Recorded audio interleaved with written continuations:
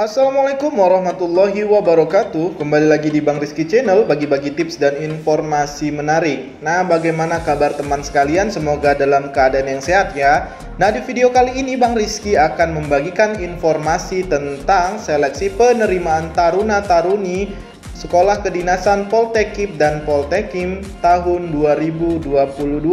Bagaimana informasinya? Tonton videonya sampai selesai.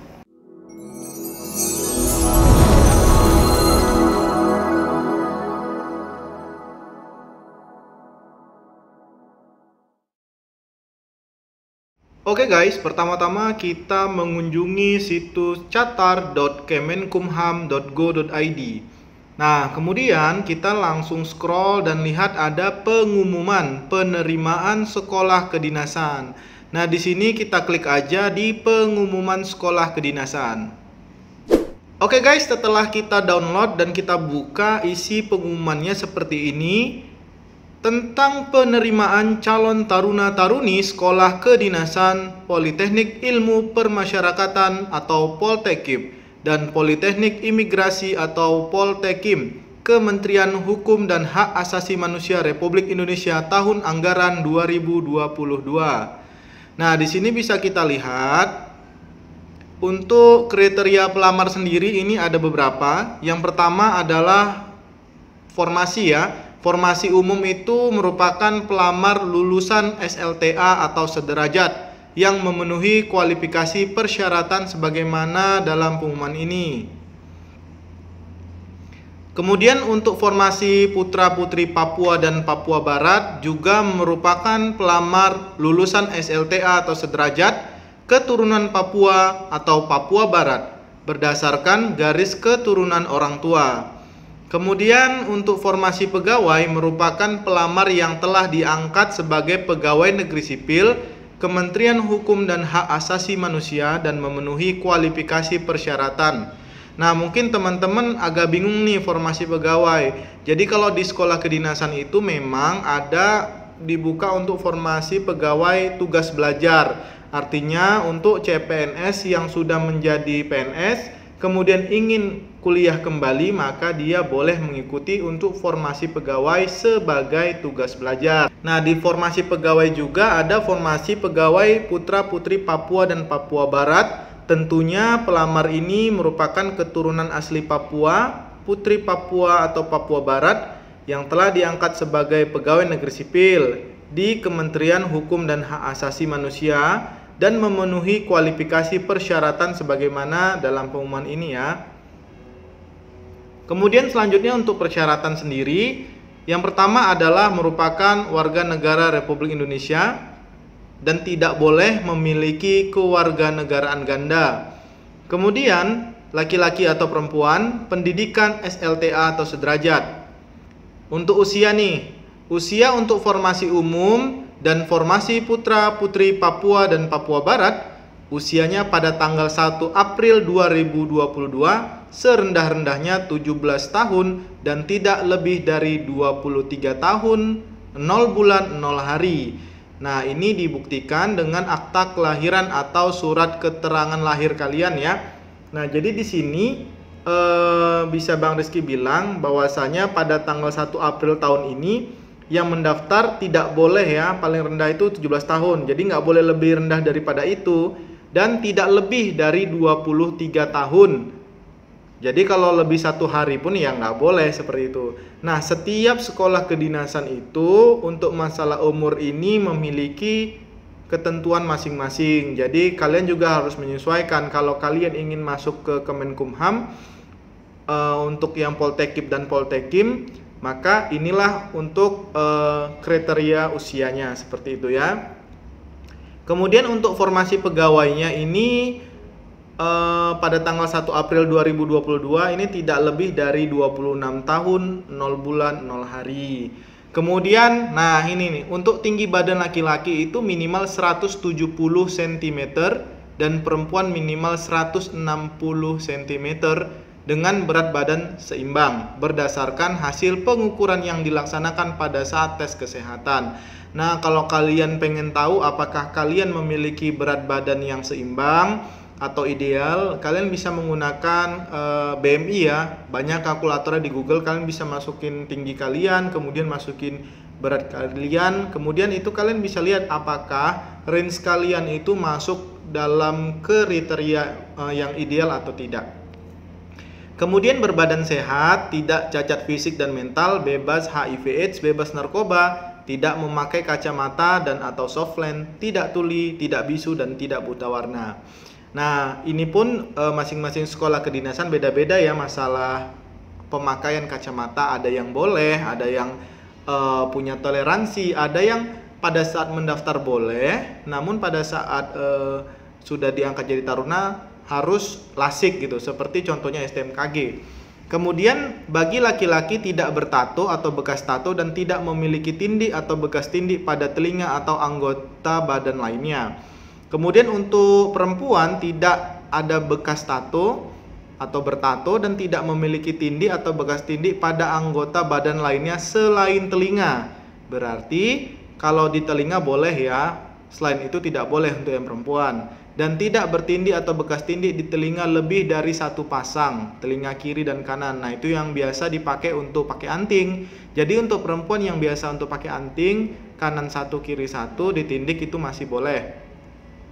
Kemudian belum pernah menikah, baik secara negara, adat maupun agama, dibuktikan dengan surat keterangan dari lurah atau kepala desa setempat dan sanggup tidak menikah selama mengikuti pendidikan. Nah, memang untuk di sekolah kedinasan ikatan dinas tidak diperkenankan menikah pada saat pendidikan seperti itu.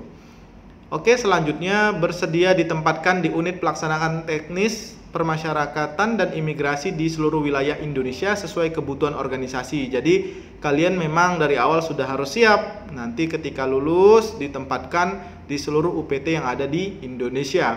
Berikutnya, tidak pernah putus studi atau drop out dari Politeknik Ilmu Permasyarakatan dan Politeknik Imigrasi dan atau akademi sekolah kedinasan pemerintah lainnya.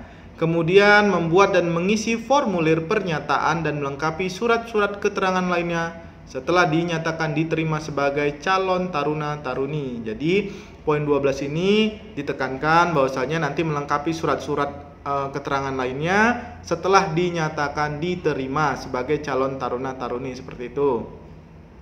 Kemudian yang ke-13 adalah tidak sedang menjalankan ikatan dinas atau pekerjaan dengan instansi atau perusahaan lain. Jadi kalau misalnya menjalani ikatan dinas nih seperti kalian tuh sedang sekolah kedinasan atau sedang melakukan ikatan dinas dengan sekolah kedinasan lain, tapi malah nyoba sekolah kedinasan lagi di tahun ini, itu nggak bisa ya. Atau kalian sudah jadi pekerja di instansi suatu instansi negara atau menjadi PNS tapi ingin menjadi calon taruna lagi, itu tidak bisa ya, seperti itu. Kemudian bagi calon taruna-taruni formasi pegawai atau formasi pegawai putra-putri Papua Barat, nah ini kalian bisa membaca persyaratan ini karena ini memang khusus untuk yang PNS yang pengen sekolah lagi seperti itu ya. Kemudian nah kuota formasi kita langsung melihat ya, untuk kuota formasi ini ada Poltekip dulu. Totalnya itu ada 300 taruna-taruni. Nah, untuk yang formasi umum itu laki-laki ada 262 taruna dan perempuan 26 taruni. Untuk khusus putra-putri Papua, laki-lakinya ada 4 dan perempuannya ada 2. Khusus putra-putri Papua Barat, itu laki-lakinya ada 4 dan perempuannya ada 2. Jadi totalnya adalah 300 ya. Untuk kuota formasi sekolah kedinasan Poltekim jumlahnya sama, 300 taruna-taruni, terdiri dari untuk yang umum laki-laki 219 taruna, perempuan 71 taruna. Mohon maaf, untuk yang perempuan 71 taruni. Kemudian untuk yang khusus putra-putri Papua, laki-laki 3 taruna dan perempuan 2 taruni. Nah, untuk kuota formasi pegawai untuk Poltekip ada 50 dan untuk Poltekimnya ada 10 dengan rincian seperti ini ya. Nah, ini tata cara pendaftarannya. Kalian harus membaca dengan baik, dengan seksama tentunya agar tidak terjadi kesalahan saat kalian mendaftar. Nah, kalian harus mendaftar itu langkah pertama adalah membuka laman dikdin.bkn.go.id dan mengunggah dokumen yang disyaratkan mulai tanggal 9 sampai dengan 30 April 2022. Jadi kalian harus buka di Dikdin dulu ya, kemudian buat akun untuk mendaftar sekolah kedinasan di Dikdin. Di situ ada video tutorialnya, kalian bisa tonton. Kemudian untuk formasi pegawai, nah kalian juga bisa mengirim di catar.kemenkumham.go.id. Nah, ini yang menjadi catatan bahwasanya pelamar hanya boleh memilih satu sekolah kedinasan. Apabila memilih lebih dari satu pilihan sekolah kedinasan, maka pelamar tersebut secara otomatis dinyatakan gugur. Walaupun sekolah kedinasan itu berada di satu naungan kementerian atau lembaga. Contoh, ada Poltekip dan Poltekim di bawah Kemenkumham, tapi kalian hanya boleh memilih satu. Ada juga di perhubungan, ada PTDI STTD, ada Sekolah Tinggi Ilmu Pelayaran, tapi kalian hanya boleh memilih satu gitu, tidak boleh memilih dua. Kalau kalian pilih lebih dari satu, maka otomatis akan gugur. Nah, di sini juga ada unggah dokumen asli. Nah, kalian juga harus baca ini secara seksama, secara detail, satu persatu, perlahan, dan tidak usah buru-buru. Saran dari Bang Rizky, pada saat kalian mengupload itu, pastikan jaringan internet kalian itu stabil dan ikuti format yang diminta. Bila format tersebut diminta adalah JPEG, maka ikuti.